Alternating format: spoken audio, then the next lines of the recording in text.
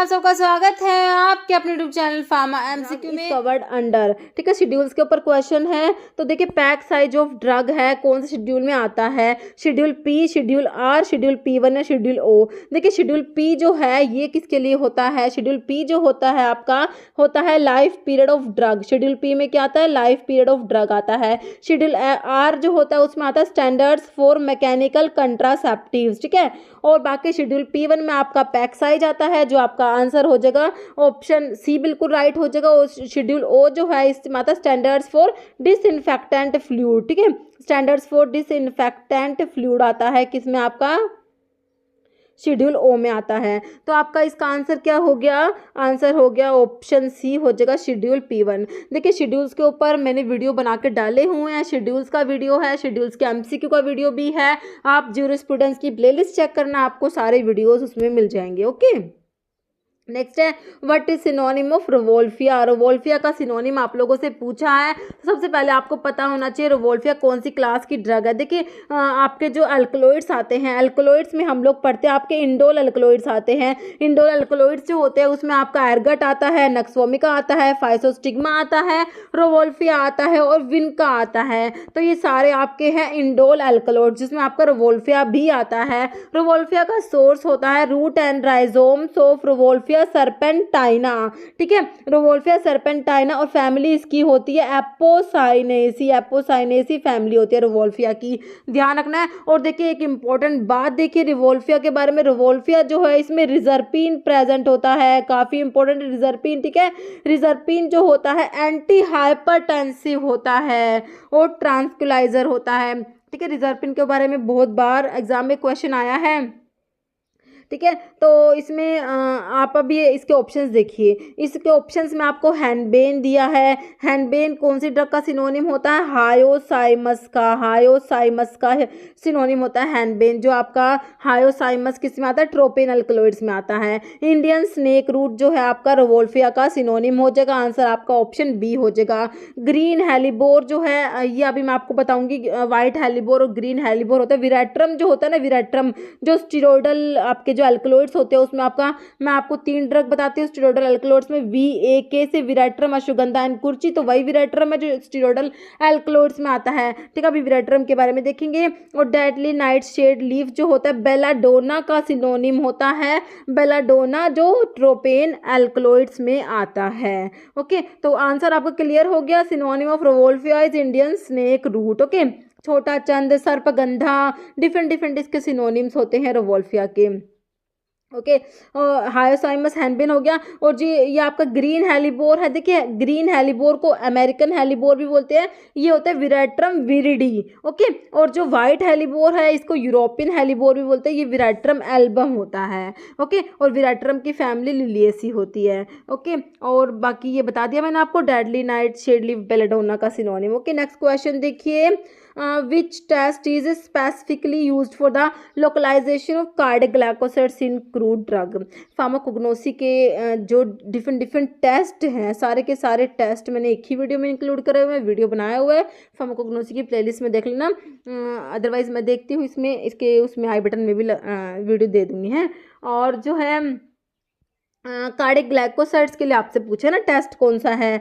Myers test. देखिए Mayer's test जो है आप अल्कलॉइड्स के जब जनरल टेस्ट पढ़ते हैं, अल्कलॉइड्स के जो जनरल टेस्ट होते हैं ना उसमें आपका आता है मेयर्स टेस्ट आता है, वैगनार टेस्ट आता है, ड्रैगनड्रोफ टेस्ट आता है, हैगर्स टेस्ट आता है ना। मेयर्स टेस्ट में मेयर्स रिएजेंट यूज होता है जो पोटाशियम मरकरी आयोडाइड होता है, जिसमें मेयर्स टेस्ट जो है इसमें क्रीम कलर के पिपटी आते हैं, है ना। और जो आपका ड्रैगनड्रोफ टेस्ट होता है उसमें पोटाशियम बिस्मथ आयोडाइड यूज होता है और इसमें रेडिश ब्राउन पिपटी आते हैं। वैगनार टेस्ट जो है वैगनार्स रिएजेंट यूज होगा, इसमें यूज करते हैं iodine plus potassium iodide use करते हैं, इसमें भी रेडिश ब्राउन पिपटी आते हैं। हैगर्स रिएजेंट जो है हैगर्स टेस्ट में यूज होता है, इसमें पिक्रिक एसिड का सोल्यूशन यूज करते हैं जिसमें येलो पिपटी आते हैं। ओके। तो ये है आपके अल्कलॉइड्स के जो जनरल टेस्ट हैं वो हैं, ठीक है। तो ये आपका जिसमें आपका मेयर्स टेस्ट, अब आपको क्लियर हो गया मेयर्स टेस्ट किसके लिए है।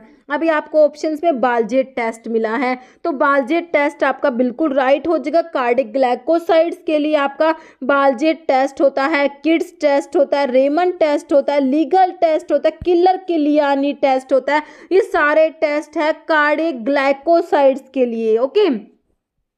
अभी और ऑप्शंस देखिए, और ऑप्शंस में आपको क्लूंग टेस्ट दिया है। क्लूंग टेस्ट जो होता है इसको कुप्रालोइन टेस्ट भी बोलते हैं, कुप्रालोइन टेस्ट या आइसोबार्बलोइन टेस्ट, आइसोबार्बलोइन टेस्ट, ठीक है। तो ये जो टेस्ट होता है अलो में जो होता है, आइसोबार्बलोइन जो होता है अलो में, उसके लिए होता है क्लूंग टेस्ट, ठीक है। तो क्लूंग टेस्ट का नाम पता होना चाहिए आपको, कुप्रालोइन टेस्ट भी बोलते हैं इसको, आइसोबार्बलोइन टेस्ट भी बोलते हैं इसको, ओके। और ये वैसे अगर देखें तो अलो के लिए, अलो में भी ये आइसोबार्बलोइन के लिए होता है क्लूंग टेस्ट, ओके।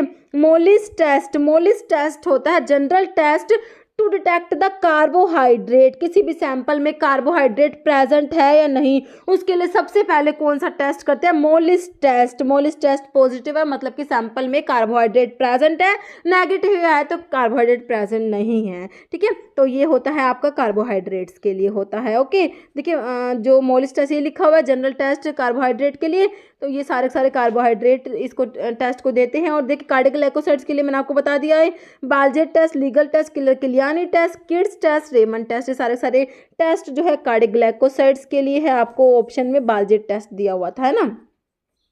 नेक्स्ट क्वेश्चन देखिए, colourants are added in the process of sugar coating in one of the following step.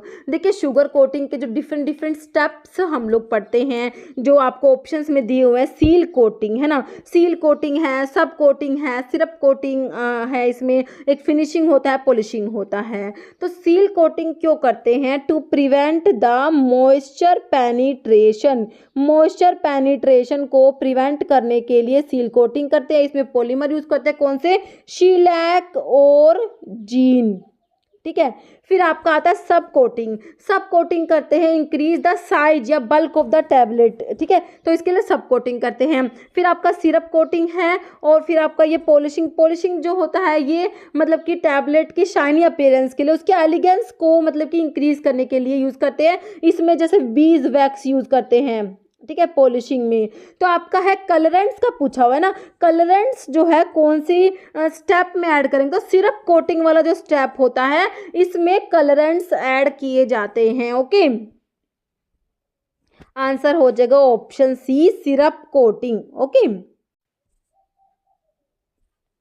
Next है terazosin, an anti hypertensive drug act by. देखिए टिराजोसिन ये कौन सी क्लास की ड्रग है, वैसे तो आपको नाम से ही पता लग जाना चाहिए अगर आपने फार्माकोलॉजी का क्लासिफिकेशन पढ़ा हुआ है। तो ये जोसिन देखते ही हम बता देंगे कि ये तो सेलेक्टिव अल्फा 1 ब्लॉकर दिया हुआ है ना। जोसिन देखते ही बता देंगे बच्चे सेलेक्टिव अल्फा 1 ब्लॉकर है, जिन्हें फार्माकोलॉजी का क्लासिफिकेशन याद है। जो देखिए प्राजोसिन, टिराजोसिन, डोक्साजोसिन, टैम्सुलोसिन, ये आपके हैं सेलेक्टिव अल्फा 1 ब्लॉकर, ओके। अभी ऑप्शन देखिए आप एक बारी, ब्लॉकिंग अल्फा 1 एड्रेनोसेप्टर बिल्कुल सही है, आंसर तो हमारा ऑप्शन ए ही हो गया। बाकी ब्लॉकिंग AT1 रिसेप्टर, AT1 जो होते हैं एंजियोटेंसिन के रिसेप्टर जो होते हैं, तो इसमें एंजियोटेंसिन रिसेप्टर ब्लॉकर्स आते हैं, ARBs आते हैं, एंजियोटेंसिन रिसेप्टर ब्लॉकर्स आते हैं। ब्लॉकिंग बीटा 1 रिसेप्टर जो बीटा 1 को ब्लॉक करता है, सेलेक्टिव बीटा 1 ब्लॉकर में आप पढ़ते हैं ना, कार्डियो सेलेक्टिव बीटा ब्लॉकर्स जो पढ़ते हैं, एटिनोलोल, मिटोप्रोलोल, ये सब आते हैं। ब्लॉकिंग H1 रिसेप्टर्स दिया है, तो आपका जो आंसर है वो हो जाएगा option A, blocking alpha 1 adrenoceptors, okay. और देखिए ये अल्फा 1 ब्लॉकर्स दिए हुए सेलेक्टिव प्राजोसिन, टीराजोसिन, टोक्साजोसिन, टैम्सुलोसिन, और अल्फा 2 को सेलेक्टिव ब्लॉक करेंगे उसमें आपकी ड्रग योहिम्बिन आती है, ओके। और देखिए ब्लॉकिंग बीटा 1 ब्लॉकर जो सेलेक्टिव बीटा 1 ब्लॉकर है उसको कार्डियो सेलेक्टिव बीटा ब्लॉकर भी बोलते हैं। इसमें आपकी ड्रग्स देख लीजिए, मीटोप्रोलोल, एटिनोलोल, एसब्यूटोलोल, बिसोप्रोलोल, एस्मोलोल, बिटेक्सोलोल, सेलिप्रोलोल, नेबिवोलोल, तो ये सारे हैं कार्डियो सेलेक्टिव बीटा ब्लॉकर बोल दीजिए या फिर सेलेक्टिव बीटा 1 ब्लॉकर बोल दीजिए, हैं, ओके। तो ये आपका हो गया। नेक्स्ट क्वेश्चन है particle size is chiefly reduced in fluid energy mill. देखिए फ्लूइड एनर्जी मिल जो है उसमें जो पार्टिकल साइज रिडक्शन होता है उसमें कौन सा मैकेनिज्म है। देखिए कटिंग है, इम्पैक्ट एंड एडरेशन, इम्पैक्ट या प्रेशर। ठीक है, तो ये मिल्स के डिफरेंट डिफरेंट प्रिंसिपल पे मैंने वीडियो बनाया हुआ है ना। तो जो बॉल मिल होती है कि फ्लूइड एनर्जी मिल होती है, इन दोनों का प्रिंसिपल होता है इम्पैक्ट एंड एट्रीशन होता है। आंसर इज ऑप्शन बी, है ना। तो आपका आंसर क्या हो जाएगा, ऑप्शन बी। देखिए एक बार आप देख लीजिए इसमें डिफरेंट डिफरेंट मिल्स के ये वैसे मैंने पूरा वीडियो बना के दिया हुआ आपको। एक देखिए लास्ट टाइम रिवीजन के नाम से प्लेलिस्ट है जो आपको आई बटन में मिल जाएगी। उसमें मैंने इस टाइप से टेबल्स ही रिवाइज कराई हुई है आपको। ओके, तो आप जो आपने ये एग्ज़ाम देने से पहले ना ये टेबल्स जरूर रिवाइज किया कीजिए, इसमें से क्वेश्चंस डायरेक्ट बनते हैं। तो देखिए जो है कटर मिल में कटिंग होता है, रोलर मिल में कंप्रेशन, हैमर मिल में इम्पैक्ट और डिसइंटीग्रेटर में भी इम्पैक्ट होता है। बॉल मिल और फ्लूइड एनर्जी मिल में होता है इम्पैक्ट एंड एट्रीशन। एच मिल में क्रशिंग एंड शेयरिंग होता है। सारा का सारा ये आप उसमें से पढ़ लेना है। ओके, नेक्स्ट है एग्जाम्पल ऑफ एरोमेटेज इनिबिटर। तो एरोमेटेज इनिबिटर में कौन सी ड्रग आती है आपने ये बताना है। टमोक्सिफिन है, एकार्बोस, टेडालाफिल, लिट्रोजोल। देखिए एरोमेटेज इनिबिटर में आपकी ड्रग आती है कौन सी, लिट्रोजोल और अनास्ट्रोजोल आती है। ऑप्शन डी राइट हो जाएगा। आपका जो ये है सिंपल क्लासिफिकेशन से क्वेश्चन है ना। अभी देखिए मैं आपको रिवाइज करा दूंगी, एंटी कैंसर ड्रग का क्लासिफिकेशन से है, मैंने इसमें इंक्लूड किया हुआ है। देखिए टमोक्सिफिन और टोरिमीफिन ये भी हम इसमें क्लासिफिकेशन में देखते हैं कौन सी क्लास की ड्रग है। बाकी देखिए एक कार्बोज कौन सी क्लास की ड्रग है, जो आप पढ़ते हैं ओरल हाइपोग्लाइसेमिक्स पढ़ते हैं ना, ओरल हाइपोग्लाइसेमिक्स। ठीक है, तो इसमें आपकी जो आती है ना एक कार्बोज आती है, मिग्लीटोल आती है, मिग्लीटोल, वोगली बायोज आती है। तो ये सारी क्या होती है, अल्फा ग्लूकोसाइडेज इनिबिटर्स होती हैं ये। ओके, क्या होती है, अल्फा ग्लूकोसाइडेज इनिबिटर्स में आपके आते हैं ए कार्बोज, मिग्लीटोल, वोगली बायोज। ओके, ये हो गया आपका एक कार्बोज की कहानी। अभी टेडालाफिल दिया है, ये सिल्डेनाफिल की तरह होती है, फॉस्फोडाइस्ट्रेस 5 इनिबिटर होती है। ओके, तो आपका आंसर हो गया कौन सा, लिट्रोजोल। ऑप्शन डी राइट हो गया। अभी देखिए एक बार एंटी कैंसर ड्रग का क्लासिफिकेशन रिवाइज करा देती हूँ। देखिए अगर आप कहेंगे कि मैम ऐसे क्लासिफिकेशन रहने दीजिए, मैंने देखिए अलग अलग छोटे छोटे वीडियो बना के डाले हुए हैं, फार्माकोलॉजी के प्लेलिस्ट से मिल जाएंगे। ठीक है, आपने अगर करा हुआ है तो आप इस पार्ट को थोड़े से को स्किप कर दीजिएगा। ठीक है, जिनको अगर क्लासिफिकेशन रिवाइज करना है वो रिवाइज कर सकते हैं। ठीक है, तो इसमें जो अल्काइलेटिंग एजेंट्स आते हैं जिसमें आपके नाइट्रोजन मस्टर्ड्स आते हैं, मीक्लोरिथामिन, साइक्लोफॉस्फेमाइड आता है, आईफॉस्फेमाइड आता है, क्लोरम्ब्यूसिल और मेल्फ्लैन आता है। इथाइलिन अमीन्स में थायोटीपा आता है, अल्काइल सल्फोनेट्स में ब्यूसल्फन आएगा, नाइट्रोसोयूरियास में कार्मास्टिन, लोमस्टिन, ट्रायाजीन में डाकार्बाजीन आते हैं। ये सारे आपके अल्काइलेटिंग एजेंट्स हो गए। एंटी मेटाबोलाइट्स पे चलते हैं, उसमें आपके फोलेट एंटागनिस्ट में मिथोट्रिक्सेट आता है, काफ़ी इंपॉर्टेंट है ये जो एंटी कैंसर ड्रग का क्लासिफिकेशन। ओके, प्यूरिन एंटागनिस्ट में 6 मरकैप्टोप्यूरिन, 6 थायोगुआनिन, अजथायोपिरिन, फ्लूडाराबिन आता है।